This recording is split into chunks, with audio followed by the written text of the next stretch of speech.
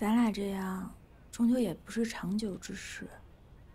今日我出门的时候，险些被看门小厮认出来，吓得我腿都软了，车子都上不了。再说了，这道观里头，神仙真人的眼皮子底下，我害怕。别说你了，我每次借口出门都要绞尽脑汁想半天，不是今天这个诗会，就是那个做生神，还要打点这些替我圆谎的兄弟们，我呀比你还伤神。那怎么能一样？若有一天东窗事发，你不过是被人骂几句，笑话几日罢了。我呢，我的终身都毁了。那你要我怎么办？不是说好了吗？你去找你的母亲提亲，横竖他看上的都是盛家的姑娘，谁不是娶？你是不知道，自从给你六妹妹，今日也是病了，昨日又是头疼，我母亲就估摸出你们盛家的意思。如今她实在是听不得一个盛字。前日我小厮说漏了嘴，还被骂个狗血淋头。我和她逆着来，必定一开口就被她骂回。那你就不说了吗？我怎么办？我一个闺阁在世女，什么都给你了，你却这样没有担当。我还是去死了算了。啊，好了，别这样，你这一样，我的心像被鬼油烹了似的。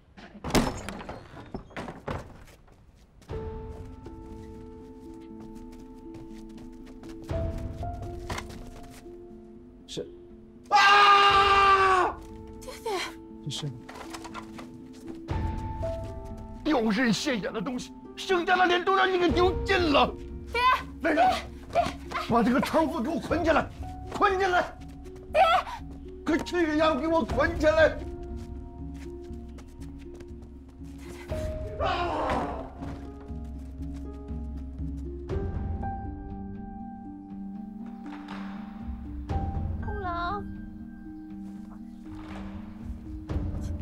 红郎，梦儿她只是一时糊涂，你就饶了她吧。要打要罚，你只管冲我来。啊！你不糊涂，事先要探明永昌侯府什么日子去上香，什么路径时辰，再要买通上上下下里里外外一圈人来帮忙。让女使穿着墨兰的衣裳，三番两次装作屋里有人。好决心呢，好手段，是个人物了。你们都说了。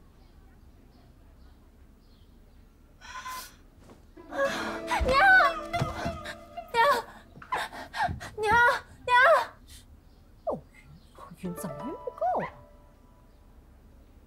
爹，此事都是女儿一人所为，我娘什么都不知道，与我娘无关。爹要打要罚，就冲我一个人来就好了。娘，你又晕是吧？来人，给我拖出去！且慢。果然是装。红郎，娘，红郎，我们也是没有办法。眼看着墨儿年纪一年大死一年，这婚事没有着落，大娘子跟老太太又都不管。混账！不说老太太，大娘子几时说过不管墨兰的事儿了？她不管，不是还有我这个当父亲的吗？我三番五次跟你说，我选定好人物了，用得着让她一个姑娘家自己找男人呢？不，金明池马球会是那梁公子先看上的墨儿，逼迫他。放屁！你们干出这种不知羞耻、自轻自贱之事，你还有脸辩解？你什么也别说了，免得让老祖宗听见，替你们母女俩感到害臊。墨儿如此不知自爱，败坏家风的东西，不如打死了好。若打死他，打死他，还不如先打死我。那可是你的筋骨肉啊！红郎，红郎，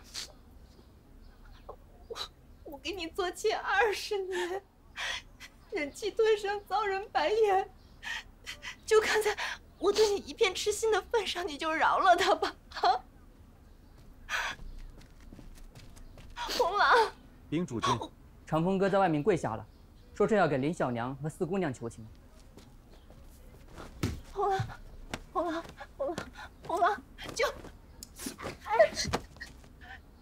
就算主君不顾念旧情，那也看看凤哥的面子。若真是打死了他的亲妹妹，岂不是伤了父子之情？啊！千错万错，都是我和墨儿的错。凤哥现在洗心革面，已经读了半年多的书了，眼看就要入围。若真是这个节骨眼子上出了事儿，那也是盛家的脸面呀，红郎。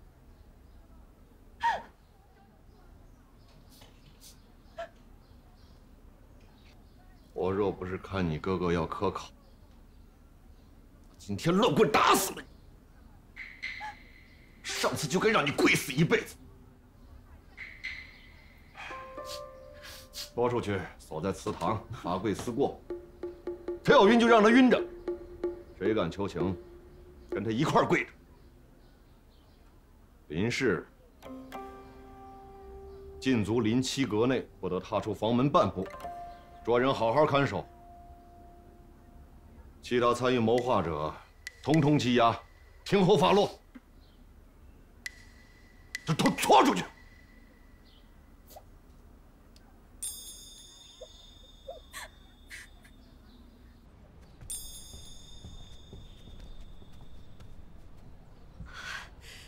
真是老天开眼，叫这对贱人母女终于栽了次跟头，还是一个永世不得翻身的大跟头。说起来，我应该学学那贱人，大大的哭一场，哭得卧床不起，茶饭不思，理不了事，管不了家。看看官人还心疼那贱人不？这样一来，让主君去处置林小娘，大娘子也不会落个刻薄的名声。就这么办。哎，对了，你去把如兰叫过来，我叮嘱她，千万别去她父亲跟前闹。是。快去给我煨一壶热酒来，我吃了好快活快活。林大娘子，大姑娘回来了。好，她正赶上了热闹。大娘子去袁家喝喜酒，这才几天呢，姑娘就回娘家，难道伯爵娘子不唠叨吗？我的天爷呀，这是什么鬼热闹？母亲，墨兰跟梁家公子的事儿是真的啊？你说话呀！你怎么知道的？我们把那里围得铁桶一般，每个人都是签了死契的，绝不可能泄露。什么铁桶啊！那袁家下人们都传遍了，说是墨兰在玉清观摔了一跤，给永昌伯爵家六公子扶起来，两个人搂搂抱抱的不成体统，那说的有鼻子有眼的。现在这会儿，怕是整个汴京都知道了。什么？不是传他们私通？什么？私通？啊！我的天爷呀！我的天爷呀！这要是给全汴京都知道了，哎呀，母亲，那我可怎么活得下去呀？我，哎呀，大娘子，大娘子，大娘子，大娘子。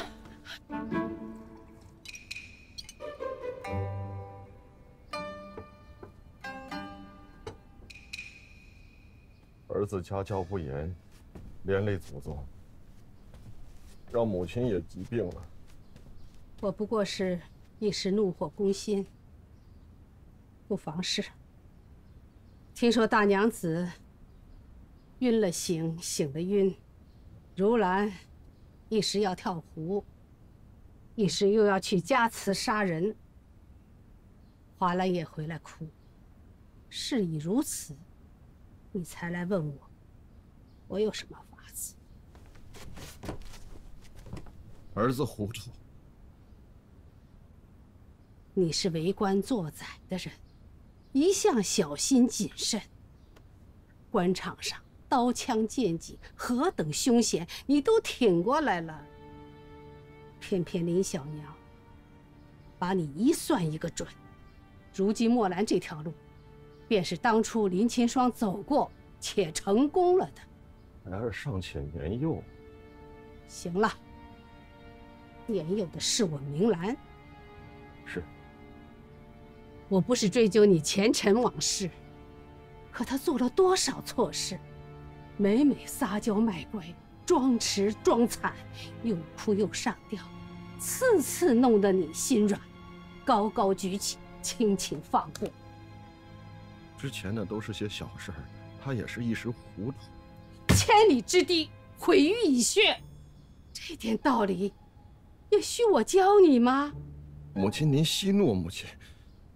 我不怕得罪你，今天索性把话说透了。若不是这20多年来，你每每偏袒林氏，纵得他不知天高地厚，胆大妄为，也不会有这桩丑事。墨兰本该是个好孩子，跟着林清霜学得见利忘义，口是心非，为一己私利，不惜毁了盛家所有女眷的生意。墨兰将来嫁人，离开林清霜或许能好些。可长风是盛家的儿子，他若被教坏了，那可不是脸面名声的事情。去年他结交邱家，胡言乱语，害得你被官家扣在宫中，这么快你就忘了？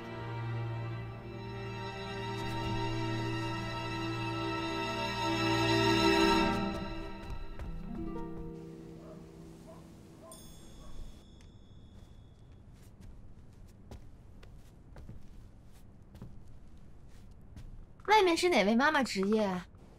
我这胸口啊疼得厉害，麻烦通传一声，请个郎中来给看看。坐牢还得给口饭吃呢，官人只是不让我出门，又没定我的罪，凭什么生病了不舒服不能请大夫？小娘，省省吧，听你这底气十足的样子，哪里像有病？不叫跟你说话，是主君吩咐的。若不服，等主君回来了，尽管告我们就是。老奸夫，跟我翻起身来，我看我怎么收拾你！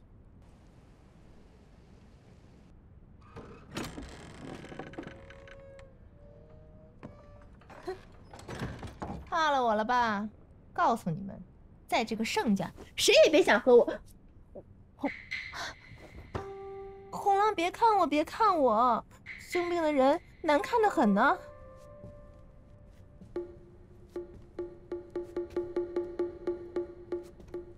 别装了，起来吧。我有话问你。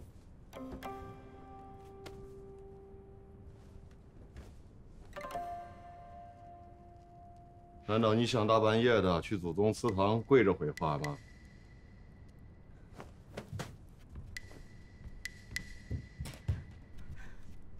红郎，你就饶了墨儿吧。墨儿年幼，要打要罚，就让我这个做母亲的替他吧。饶了他。然后呢？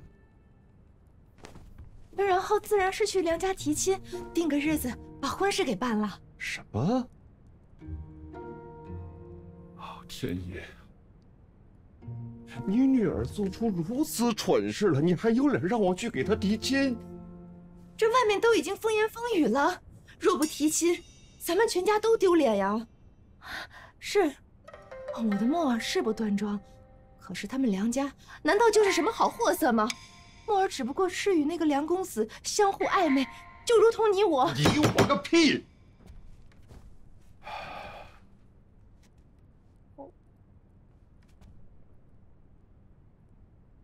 你怎么知道此事已经传出去了？连我还是华儿回家来，我才知晓的。你一直被关在这儿，你是怎么知道的？是你散播出去的，是吗？红郎，怪不得我审问之时，你跟雪娘比众人来的都晚。那外面人问我，我也只能是编了个理由，说摩儿摔倒，这梁家公子把他扶起来而已，并没有说别的。这样咱们两家都不太丢人，梁家也好有个台阶下呀。那是你亲女儿，你就这么糟践她吗？我糟践她？红郎，你口口声声的说要给她议亲，无非就是从那些走科举路的穷秀才里面挑一个罢了。默儿是一个庶女，若不想一些办法，恐怕就要嫁入寒门，苦苦熬上20年。若再赶上一个不争气的，她这辈子就完了。我糟践她，到底是谁在糟践她？你是只知道伯爵府的风华，不知道里面的凶险。那华兰不就是例子吗？她还是咱们盛家嫡出的女儿啊！那是大姑娘没有手段。默儿她同我说了，说这梁家公子是非她不娶，只要是多多的带一些嫁妆过去，那便不会有人瞧不起啊！啊！带多少嫁妆啊？那梁府是什么人家？那是汴京城里头数一数二的富户。华儿出嫁的时候是大娘子给添置的，你的田产铺子那尚且是我给你的，都拿来给她做嫁妆，有多少啊？红郎，红郎，大娘子是正室嫡母，墨兰虽不是她亲生，可理应也应当出一份。况且还有老太太。你住口！你一个妾室，你平日里过得已经比一个正式的大娘子还体面了。你应该安守本分，好好教养教养孩子。可是你看看你，咱的默儿成什么样子了？啊，让你给教成什么了？多好的一个孩子，让你给教成一个教成什么了你？你现在还有点惦记着大娘子和老太太的嫁妆，你还知不知道羞耻啊？你说什么？红郎是嫌我不知羞耻了？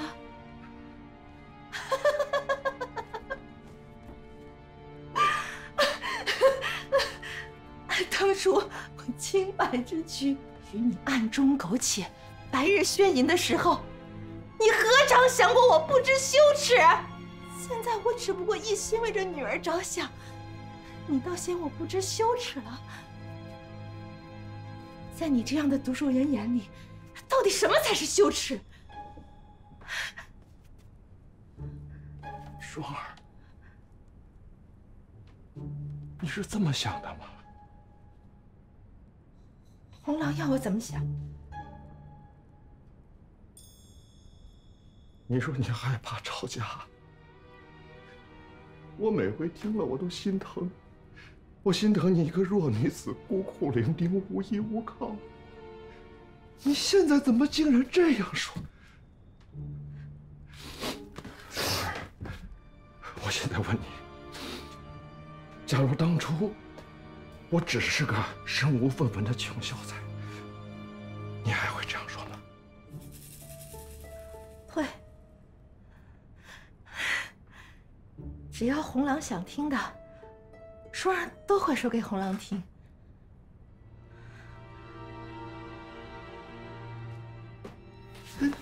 怎么红郎还要打双儿不成？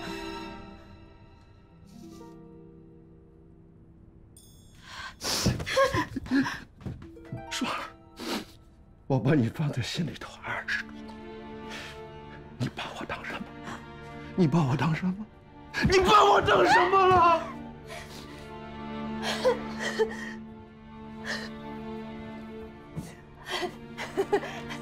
红郎的心可真大呀！默儿的事都已经这么大了，你还有闲情逸致同我在这里提前尘往事。你恨我也好，怨我也好，哪怕是为了如兰、明兰这2个丫头的名声，现在同我扯这些，不如快去提亲吧。要挟我，你这是要挟我！我没有要挟你，我都是为着盛家着想的。梁府肯娶墨儿，可以说他们早就有婚事，早就定了亲，举止亲密了些也无妨。如若不然，恐怕明兰跟如兰2个女儿便嫁不出去。别说是那穷秀才，就是山村野妇也未必肯娶这样家的女儿。盛家丢人了，长柏就丢人了。长柏要是丢人了，他的大娘子海氏哪还有脸呀？我要你们王家、盛家、海氏，还有老太太家，通通去给我想办法！贱人！我嬷嬷曾说过，这些个家里一荣俱荣，一损俱损。如果墨兰这婚事办不成，我们就一起死吧！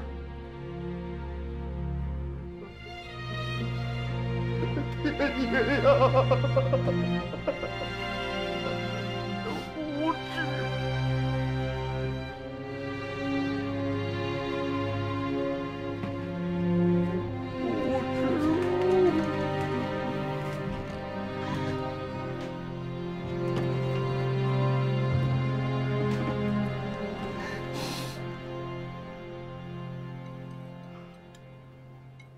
母亲，你多少喝点粥吧。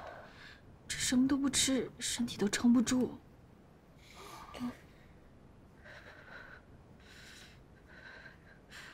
撑不住，撑不住，我就拿一把刀，先杀了林氏，再自尽的好。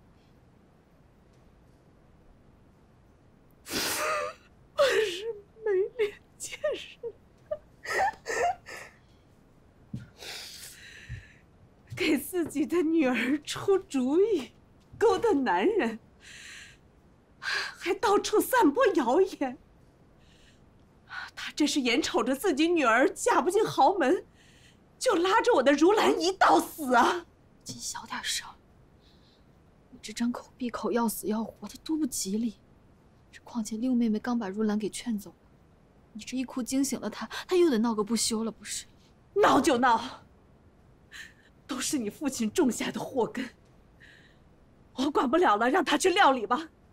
母亲，你别说气话。夫妻本应患难与共。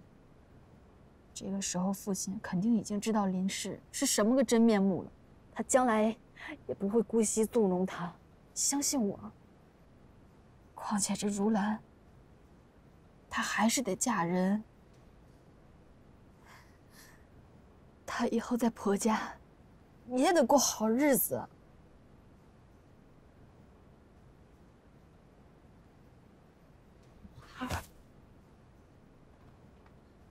你跟母亲说，是你婆婆又让你站规矩了。没有。你说实话，不然我现在就去你婆家闹去。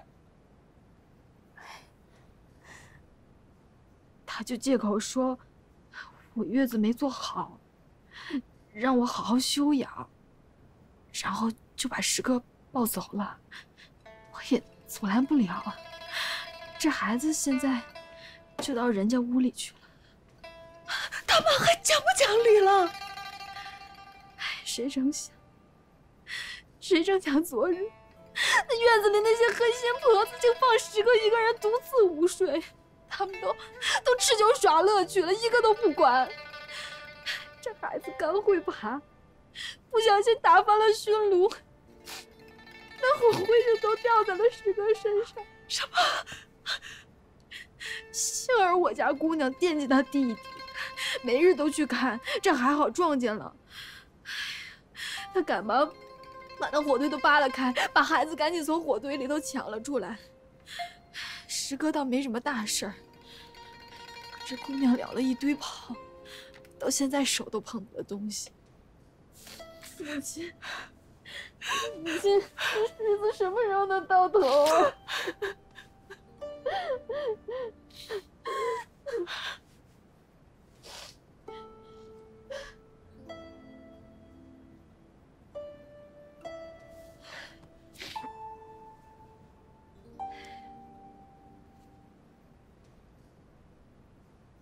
墨兰这事若不能平，日后你、如儿，哪怕是长白，都不能脱身干净。林清霜这贱人，她算得好准，算得好狠。花儿，我都有些佩服她。母亲。 明日我就去梁家提亲，把这件事平了。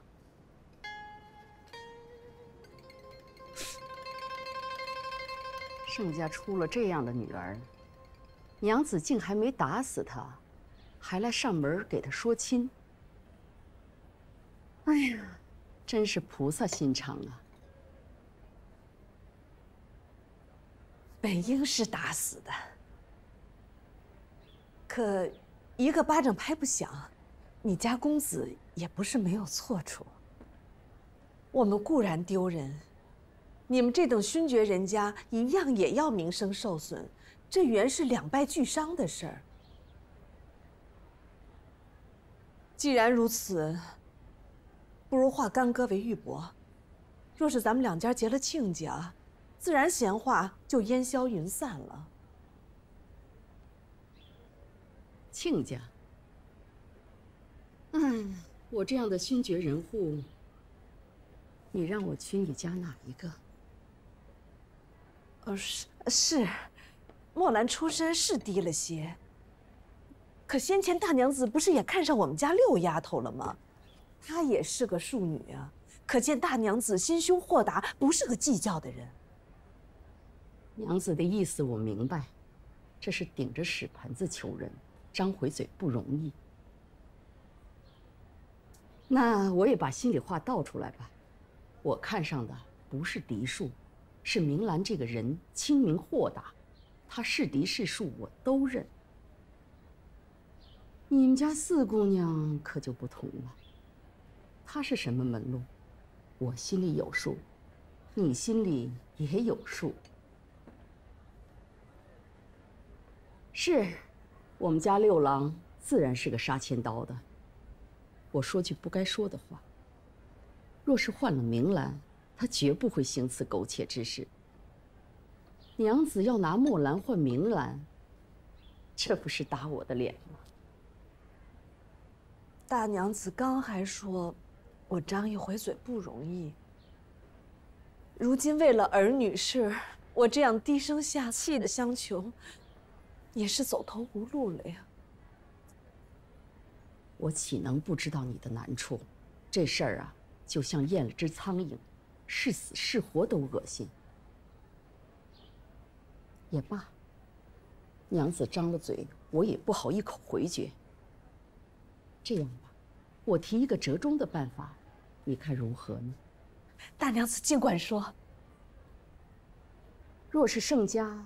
能把两个女儿都嫁过来，明兰为正，墨兰为妾，便是两全其美，既合了我当时的心愿，也解了女家的燃眉之急，岂不好啊？白日做梦！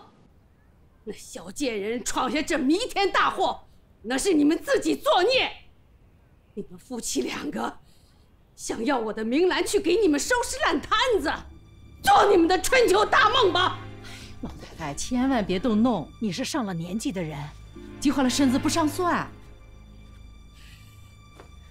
那明兰8岁上就没了娘，瘦得像小猫一样，险些没命。我把她带在身边养到这么大，教她知书达理，养她花朵一般，不是让你们拿去随便作践的。那梁六郎。 是个不让孤儿的花花太岁，弄大了别人的肚子，急慌慌的要收房，得先娶个正室回来摆着，这才上赶着要明兰。那梁家要盛家的女儿过去是当枪使呢。墨兰自轻自贱，愿意过去跟一群小娘打擂台，我不管。想把我明兰往火坑里推，除非我死了。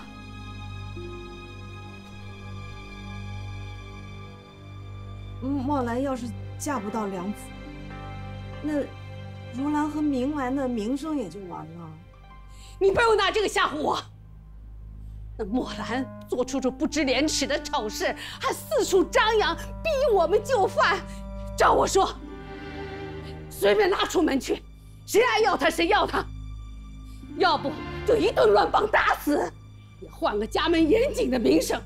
我如兰和明兰照样还是好姑娘。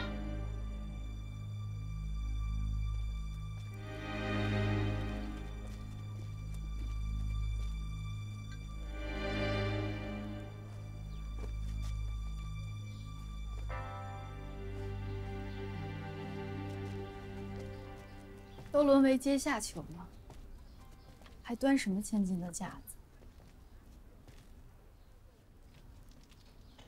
阶下囚又怎样？无论什么时候，我都还是盛家的四姑娘，爹爹的亲骨肉。母亲去和梁家说亲了，吴大娘子不肯要我。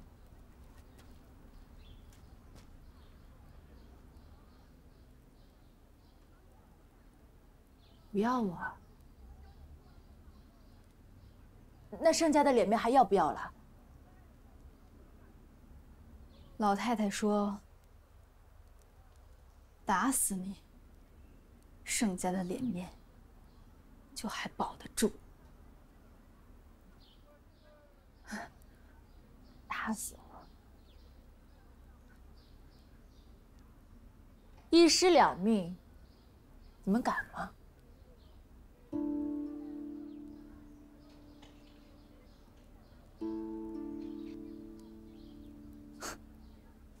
别给我耍花招！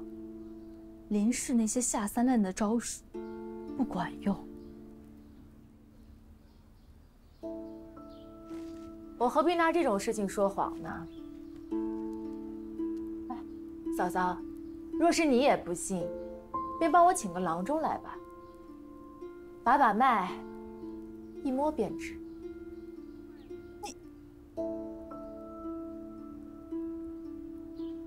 你还有没有点廉耻？廉耻？廉耻是能当饭吃啊，还是能当银子使啊？这种事情，若是叫梁家知道了，更不会要你。何况婆婆也去说过一次，给吴大娘子顶了回来，如何还能再去登梁家的门？就去了也一定不成。那不还是有老太太吗？她是永义侯府的千金，别说是梁家了。就算是宫里边也能说得上几句话的。老太太是什么身份？你平日从未在她跟前承欢孝敬，如今犯了泼天的大祸，倒指望她来给你挡刀挡枪来了。我原本以为是林氏教坏了你，原来你是青出于蓝，比你娘还要贪婪无耻。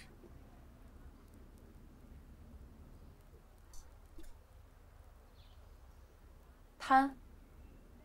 何为贪？求非己之物为贪。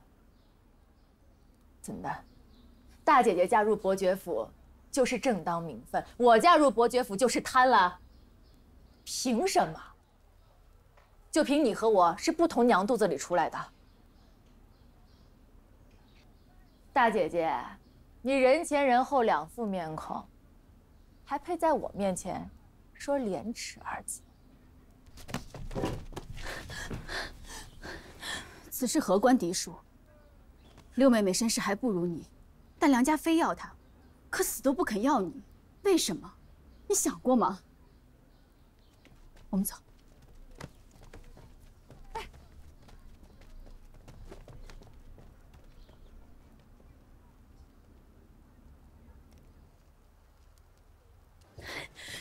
拉我做什么？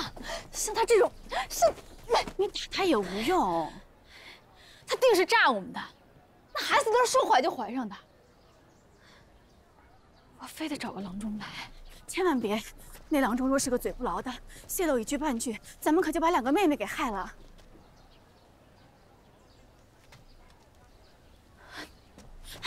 你又干嘛去？话说回来，是不是真的有多大不同？一男一女有了肌肤之亲，谁还能往好处想？横竖都是说不清楚。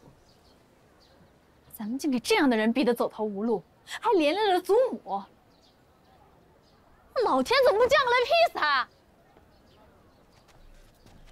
再找我娘去。这小娼妇竟然这么猖狂！她是打量我不敢打死她吗？莫兰这丫头，和家里算撕破脸了。她算准了我会投鼠忌器，不答应也得答应。祖母不必答应。你不答应也无用，她是把我们逼到绝境了。若要祖母为这种龌龊事低头，明兰宁愿不嫁。胡说！女孩家哪有不嫁人的？这些年我积了一些私房钱，养老不成问题。二哥哥是好人，二嫂嫂也厚道，断不会容不下我。明兰愿意一直伺候祖母，伺候祖母终老。待100年之后，或者我出家也行，横竖我自己都有打算。这丫头说什么疯话？这女孩子哪有不嫁人的？那是叫人笑话的。别人笑话就笑话，我自己不放在心上就行了。小孩子别瞎说。墨兰出事后，你二哥哥说，家族最不好姑息养奸。若是明兰和如兰真的嫁不出去，一世在家也是一样兄妹和气的。你们夫妇说的这是什么胡话？这哪有你说话的地儿？你不嫁人，那如兰还要嫁呢。如兰不嫁人，那华兰在婆家怎么办？她婆婆一贯刁难她，你又不是不知道。石哥被她婆婆抢走了，庄姐为了救石哥，那手都烫坏了。哎呦，我的天爷哟！我的日子怎么那么苦啊！林启双那妖妇什么时候不再祸害我的孩子们呢？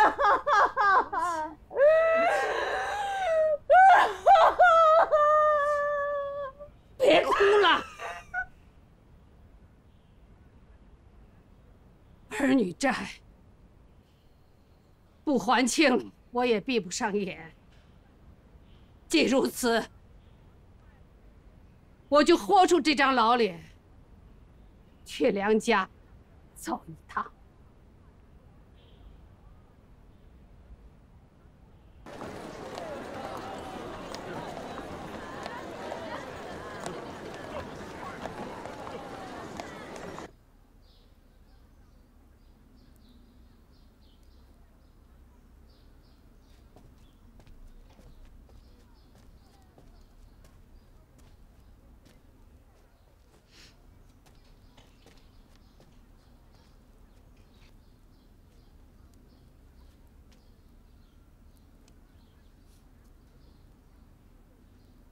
怎么？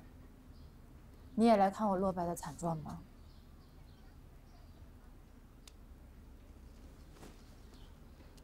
你们不用高兴得太早，我不过是一时困顿，将来谁高谁低啊，也说不定呢。祖母要我过来告诉你一声，梁家答应了。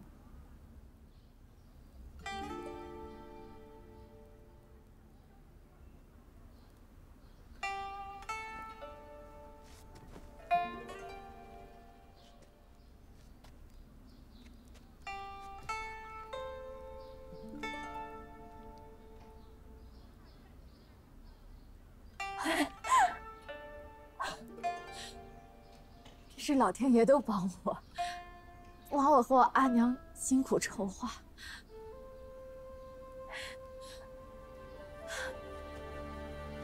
盛如兰，枉你日日夜夜都把嫡女挂在嘴边上。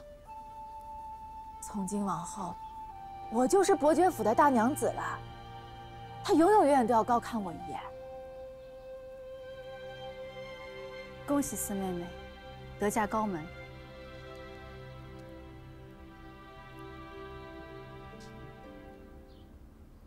华娘说了，娘老子想摆布儿子，若儿子想的就是父母想的，儿子便说是孝顺顺从；若不是一条心的，儿子就顾不得孝顺，只顾自己的。爹爹是这样，梁家六郎也是这样。他母亲不总是想要六丫头吗？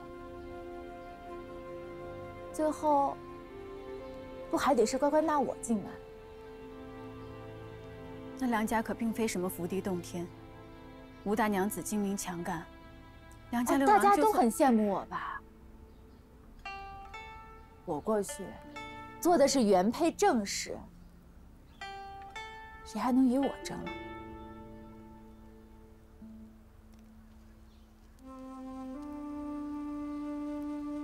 妹妹飞黄腾达，好自为之吧。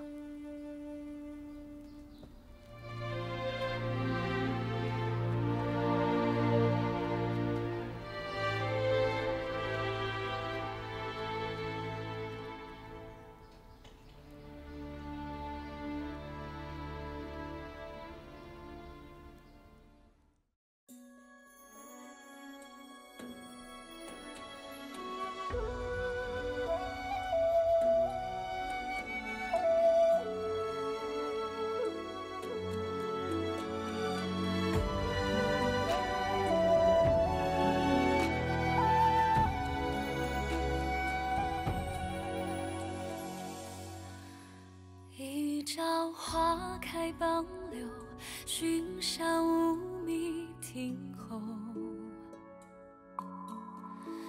纵饮朝霞半日晖，风雨捉不透。一人共长消瘦，太高冰泪难流。锦书送罢莫回首，无语虽可偷。